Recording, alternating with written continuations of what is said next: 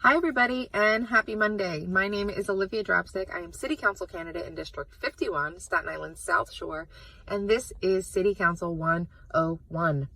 This week we are talking about discretionary funding. We have been talking about the budget for the last few weeks. It is a large one. We were talking about it being $92 billion, and a part of that, billions of dollars, are discretionary funds. You'll also see them be referred to as Schedule C funds. And so discretionary funds, much to what their name lets you believe, are up to discretion. And so discretionary funds are funds that are allocated to each district to the discretion of that council member to allocate to local groups and charitable organizations doing very district-specific work and working specifically with district residents. There are some discretionary funding projects that end up being citywide, that as a whole, the city council decides, this has been a really tough year with COVID.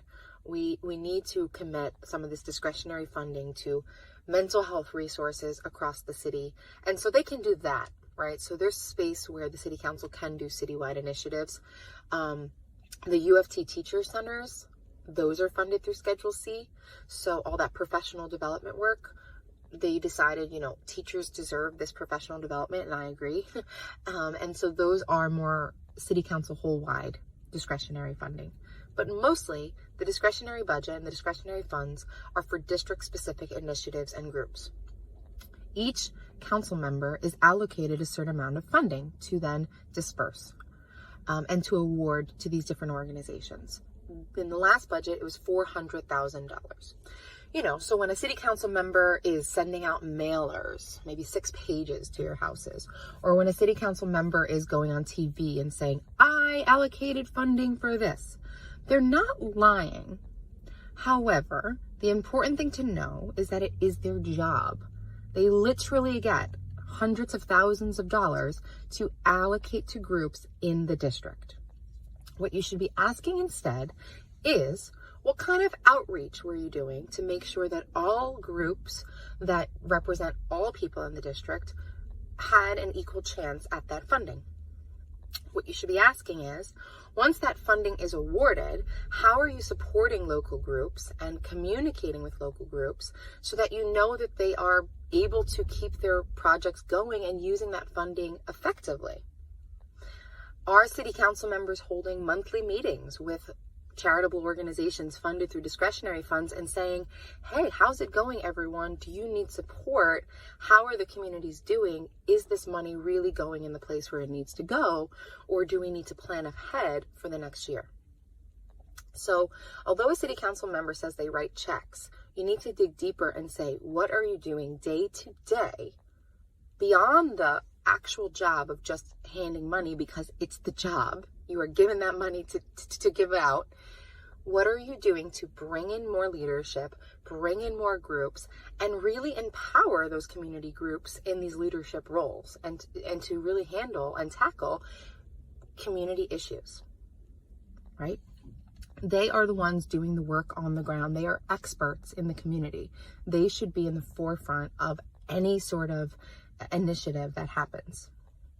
So discretionary funding is at the discretion of the council member. Now, they don't just, wake up and say, I think this person needs money. Groups need to apply. So between January and February, an application will go live on the City Council website.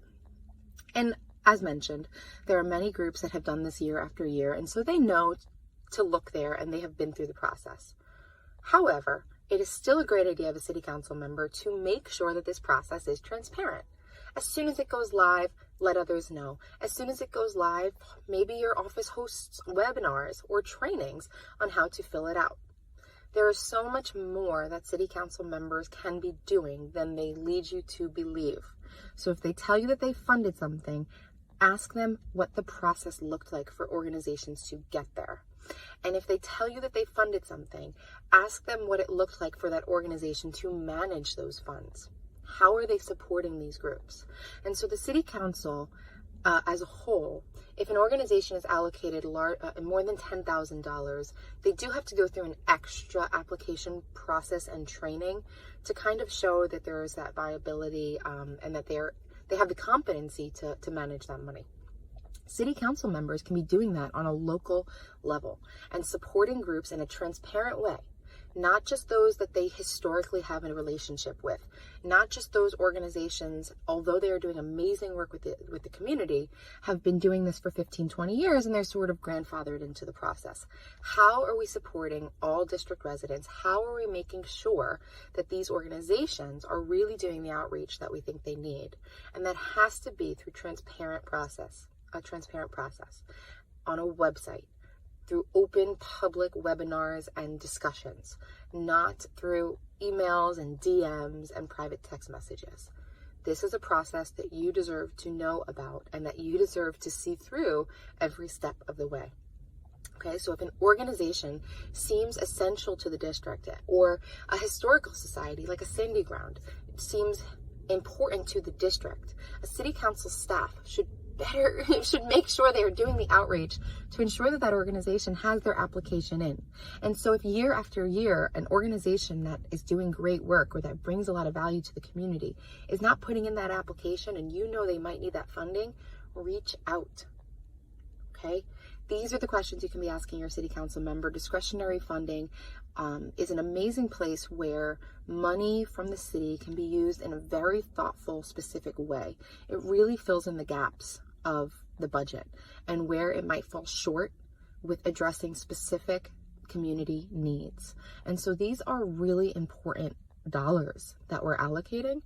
And these community groups do transformative, amazing work. So some of the groups in District 51 that are funded and have been funded year after year are doing amazing work and really changing lives in the community. And so this funding is essential. Okay, so thank you so much, as always. Thank you so much for watching. Have a wonderful, wonderful week.